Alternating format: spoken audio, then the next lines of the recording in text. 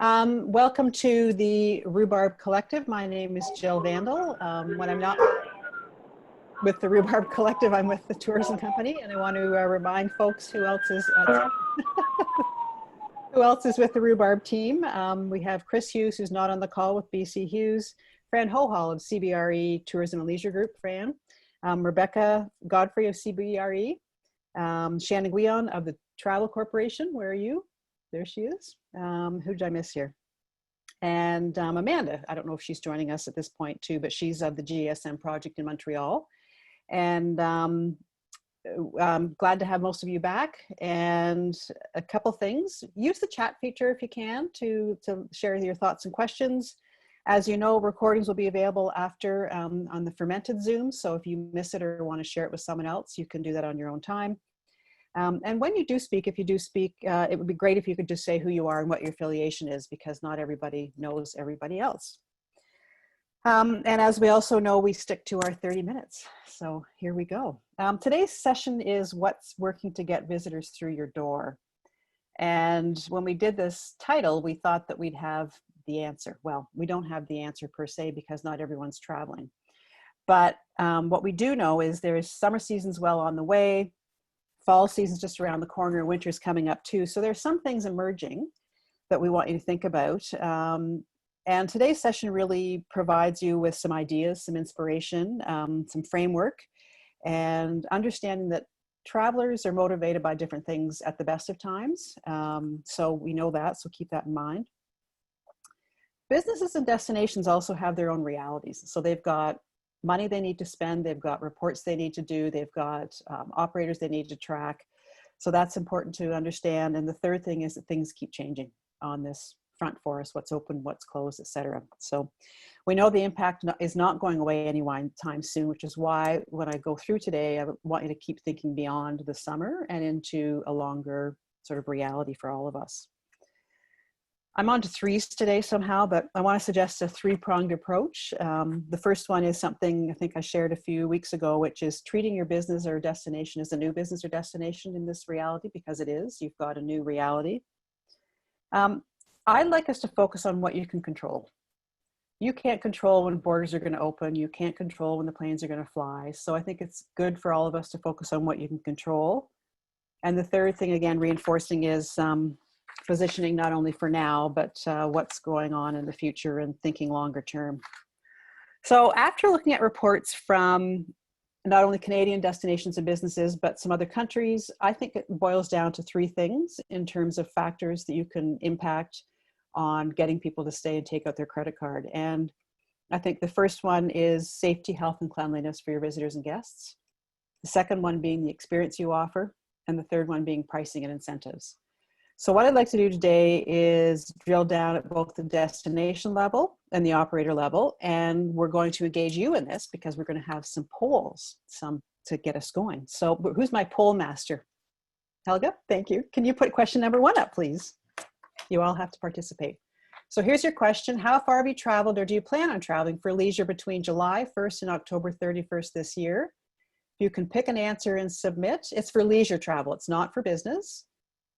Just pick one and submit, please.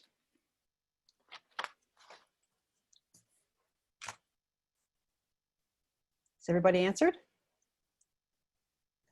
Okay, I think so. We have the sorry, Hildegard, can we have the results? There we go. Okay. Okay, so people are very scientific poll. But you're mirroring what the world around us is telling us. So people are sticking close to home. So Ipsos did a survey in late June 2020 on behalf of Toyota Canada that reinforces the localness, with 40% of Canadians saying they will likely take a road trip this summer, with 86% agreeing they would stay closer to home than usual. Again, this isn't unusual, unexpected.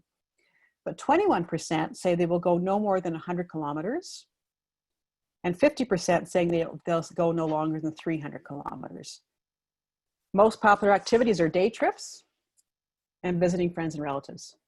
So it's just reinforcing what we all know, but this research is out there to tell us the reality. And then, of course, you're sticking close to within your own province or region. Another survey that was done by the Arts Response, they're doing an Arts Response tracking study, which I thought was interesting, done by Business Arts, which is an organization, Nanos, and the National Arts Center. The public's responding cautiously. A third of folks are interested and ready to return to the indoor arts immediately. But the clearest finding on the culture and arts side was that there's two waves of returning cultural goers.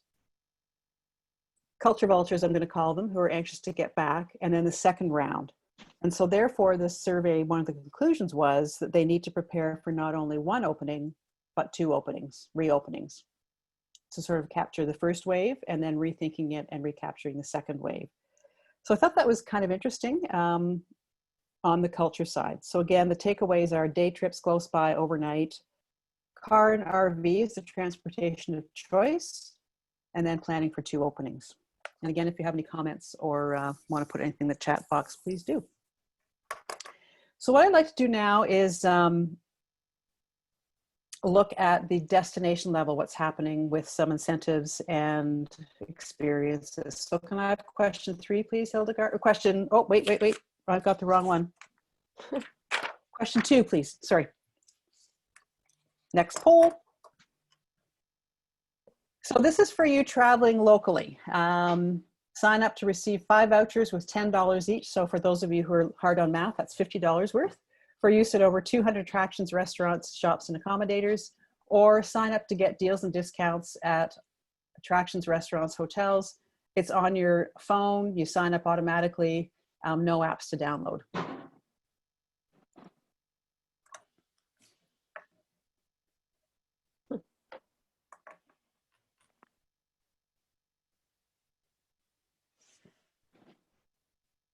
Everybody voted?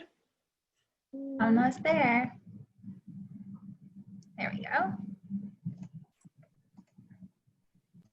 There you go. Interesting. Yeah. Well, you know, Not really surprising, but interesting. keep going. What were you gonna keep going, Rebecca? What were you going to say? Sorry. No, I think for me it's about instant. We're all used to instant now. I don't know. I'd be worried about when it's going to arrive by mail, that kind of thing, and not being able to necessarily choose.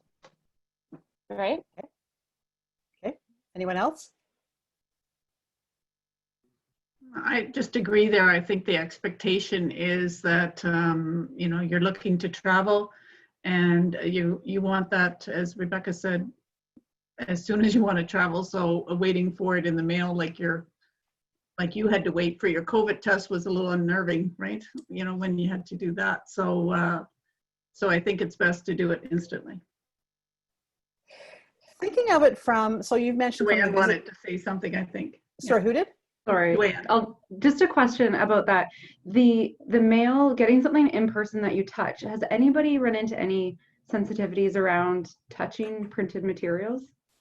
Yeah. Yeah. Well, I've only seen it in restaurants, and I just did a patio experience, and there were no menus or anything. They put the menu underneath the plexiglass on the picnic table so that there wasn't any touching involved. So I thought that was a good way to react to it. We have done as well. We work with 40 travel brands, and we've moved everything to eDocs because of that. It's also an opportunity because it's a good message, but it's also saving us an inordinate amount of money rather than printing. So I think and I'm seeing it with other operators as well. So it seems to be a bit of a trend at the operator level as well. So those are great observations, and these are both offers that are in the market right now. So for whatever reason, a destination is doing it because it might be a redemption thing. So they get to bring in their, like, it's very labor heavy as well for the destination. But again, we don't know what their parameters are. But you've all picked up on the fact that it needs to be quick and fast. The other one, sorry, go ahead. Just kind of flag that from the destination perspective, I would imagine that people moving away from the voucher, the long-standing antiquated voucher, I think might be a problem for some destinations, and it's such a great opportunity, I think, with respect to apps and technology. anybody who wants to build an app, but Right, right. And the one which was the sign up on deals and discounts is through Ottawa. It's called My Ottawa Pass, hashtag My Ottawa Pass. And so it's working. This title is what's working. It's working because they extended the offer from late July to early September because the interest and take up was so high. So clearly the digital is working at that point. Other ones in the market from a destination level is T-Vacation. Anyone on the call from Thunder Bay? Okay. They have a weekly contest with weekly prizes. Activate Our Island PEI is I Can't Believe I've Never contest. And the goal of theirs is to drive people to the website so that people see and know what's available and open. So it's driving business. So there's sometimes underlying reasons or goals that these destinations have. But if you're at the destination level and you're working with people, you have to think about what the goal is, number one. And number two, how heavy is it for labor intensive? Is it for you and for your operators? You asked about the T-Vacations. Yep. Little louder. Yep. Yeah, I'm with tourism. Okay. Any comments on your T-Vacation, how it's working for your goals? I think it's doing good. We see a lot of pictures on social media. It's so you're getting to see people out and about in our community. So it's kind of nice to see they're supporting local businesses and that kind of stuff. Good. This time. Okay. Thank you. And Eileen, I got your question. I'll answer it in a minute, Eileen, near the end. Thank you. Okay, so let's go on to another level of destination. Can I have the third question, please, Hildegard? This is tied to overnight stays. So which of these incentives for an overnight visit would you choose? Pick a 2-night stay, get a $100 Visa card to use on activities, attractions, restaurants, or get up to $200 rebate or 20% off on eligible expenses up to $1,000 that you must include on an overnight stay. You must submit original seats by the end of October for travel by the end of September. Choose one.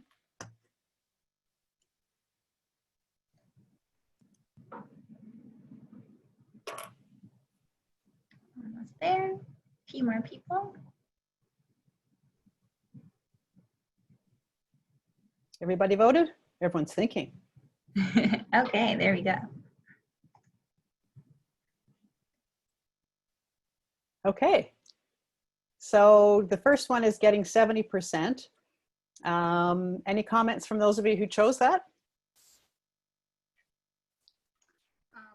I chose it because I didn't like number 2, having to submit original receipts.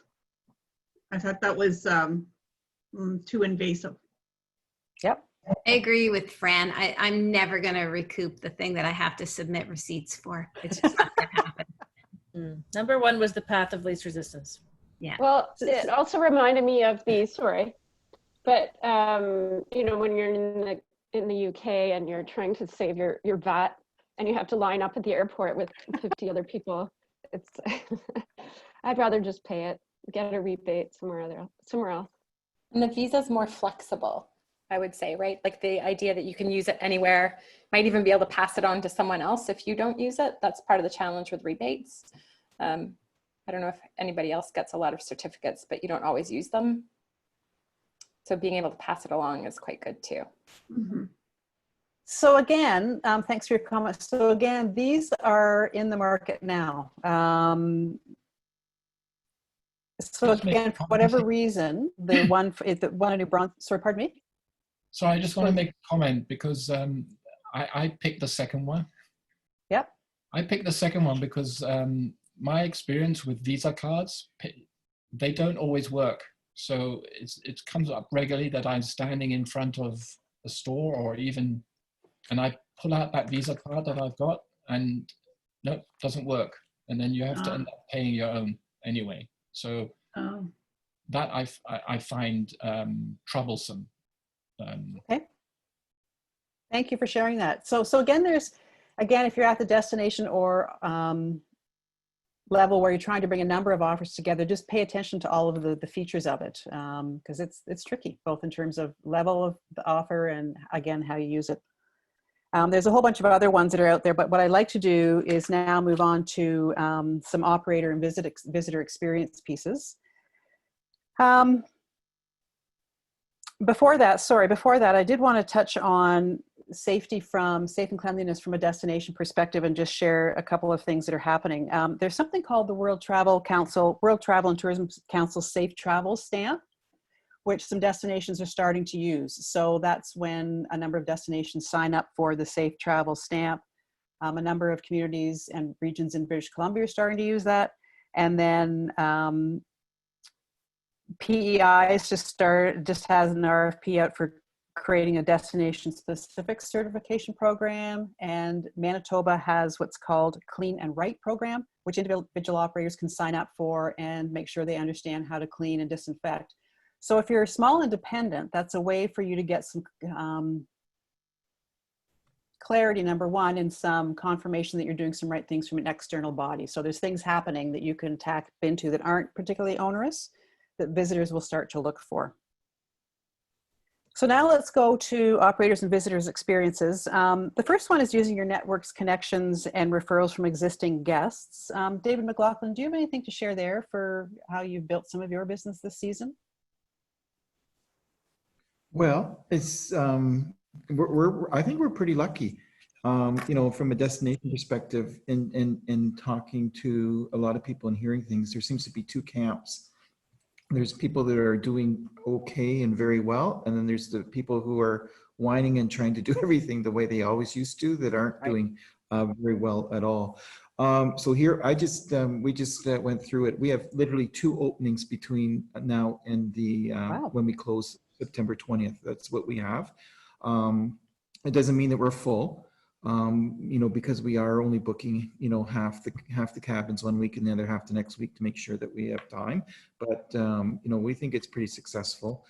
Seems to be mostly it's repeat customers or referrals at this point, which is fine. And the only incentive really that we've done is we normally have for after Labor Day, we drop our rates 25%. So we've extended that rate through anyone that was booked in August. We've just given it to them.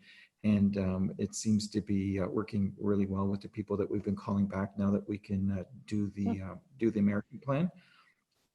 We did try something way back in May. You know, once it looked like, you know, we were going to get going, we just kind of ran a soft promotion on Facebook, you know, geared to, you know, the cottage crowd, kind of not an average fishing experience, but we ran into some trouble there. Just again, even though the price point was low, it was still fairly expensive, and we're having to do a lot of explaining. So we're pretty happy. You know, with the way things are going, and that's with a lot of challenges around transportation. You know, we normally have a daily train, we have a weekly train, and so we've got people that were booked for, you know, 3 nights that are extending their stay to 6 and 8 nights. So it's you know, it's I don't think we could have really done any better. So we're happy with that here. Well, and thank you very much for sharing. For those of you who don't know, David runs Lodge 88, which is a fly-in fishing camp north of Wawa. So again, it's not easy building business, but they've made their decisions. And so working on their current networks and experiences and referrals and adjusting is one way, obviously. And just sharing on that, Nimmo Bay Resort in BC's Mackenzie Sound, they are very tied to international and US guests, and they're very high end. And they've had to reposition, and they are now selling pretty well to BC and other Canadian guests. It's luxury high end. They're also offering paradise isolation. I had to figure out what that was. Paradise isolation experiences, and the whole isolation experiences is something people are looking for. But they're doing it, and they've got per person all-inclusive price in the $2,000 per day range, versus the June Motel in Prince Edward County that now offers Sunday to Friday work from the county packages for $1,000 for 5 nights. So it's $200 a night versus $2,000 a day. And people are sort of reorganizing or reimagining what they're having. So the Prince Edward County one is work from the county. So they're saying, if you're bored working at home, we've got a desk set up for you in your room. We'll have a food package waiting for you, et cetera. So there's some neat things going on there. Humdinger Bicycle Tours looked at their cycling tours that were 6 to 7 days on and said, let's do some shorter ones. So they added some shorter, more affordable outdoor vacations, and they're doing more day trips and some 2 or 3 night trips. And again, they're filling those up. So adjusting your offer, shorter or longer. David is lucky to get people there and keep them there because they can't get out. David, I'm teasing you. And then some simple value adds. So the Alt Hotel in Saskatoon, which is right across from the Ramée Museum, after 2-night stay, or for a 2-night stay, you can include a picnic box with a meal for 2. Not extravagant, but they're right on the Saskatchewan River. You can walk along. It's got a blanket. It's got all sorts of things. The other thing that's happening is there's some pent-up demand at the luxury end of the market. During the lockdown, Luxury Cotswold Rentals noted that they had 166% year-over-year increase on traffic to its website and 138% rise in the number of inquiries, and then some cool things that the city of Geneva was selling as hotel stays with experiences attached to it for 65% off. A couple of the luxury ones sold out. So they've got offers at sort of 3 different points with the hotel stays. So if you're on the luxury end or want to be on the luxury end, don't be shy. I wouldn't necessarily discount per se. People are looking for great experiences. And to that point, the PNE, so the Pacific National Exhibition in Vancouver, exhibitions aren't running, but they had a mini pop-up car experiences that they're now doing. And the first one was a mini donut drive-through. You got to drive through, pick up your mini donuts and go home and eat them. And it was extended because it was so popular. So they said, well, what else could we do? Father's Day car barbecue was held alongside a custom car show. Pre-ordered your package, which had barbecue, poutine, etc. You have to pick it up. But with this one too, any online or orders for any of these Taste of the PNE is you receive 2 free tickets to the opening day of the 2021 PNE Fair. So they're thinking ahead, longer term, and they were very successful at getting people from throughout the Lower Mainland, and all of their original offers were extended beyond the original time frame. So by tweaking what you have, I think there's opportunity there. I'm going to pause and open it up and see if anybody has anything they'd like to share or any questions you want to say in terms of what's working to get people through your door and opening up their credit cards and paying. Oh, I just had a comment about the June Motel concept. I know that property. And it seems to fall in line with this trend I've heard, it's no longer work from home, WFH. It's WFA, work from anywhere. And so building on that, go to the cottage, go to the June Motel, go somewhere that is not the same 4 walls you've been looking at, and enjoy and work from there. Right. So messaging is a big part of it, repositioning what you already have, which we've talked about a number of times sort of on the Rhubarb series. Thanks, Fran. If I can just join in there as well, I think on the luxury side, it does seem to be a trend, this whole, we understand you're professionals, you can't necessarily take the time, but maybe you can bring your family and you can work from home. So that seems to be a trend in some of the higher end resorts, but it's certainly here in Canada, from the hotel side, we've seen that the luxury end is definitely the hardest hit. And just in general, in the past couple months, while properties were really trying to maintain rate, we've seen occupancy start to come back up, but rate is really down right now. So it's going to take some time. I think people really are trying the discounting, and it can be tough to come out of that, as I'm sure many of you know. I'm just reading David's, thank you, Rebecca. I'm just reading David's comment too here, if everyone can see it in the chat, but David, so basically DNO shifted to the nearby market and people are starting to pick up with call to action, et cetera, correct? People are more comfortable traveling? Yeah, okay. And so again, thinking longer term, what can you offer in the fall? What can you offer in the winter? Like, do that now, because you need to start your planning, you need to reconfigure, you need to test, you need to change your messaging, you need to get your landing page organized. And I would focus on the isolation experiences, so you can guarantee that bubbles can come, so groups of 10, or depending on what province you're in and where you are, the number is, because people want to know that they can be in control of their indoor time, I believe still. So as we start moving indoor, as the weather cools down, I think the more you can offer an isolation experience, the better it is, VIP, et cetera. Shannon, I'm going to put you on the spot. Anything you want to add from your perspective in terms of your brands and what you're seeing outside of Canada, maybe? Yeah, sure.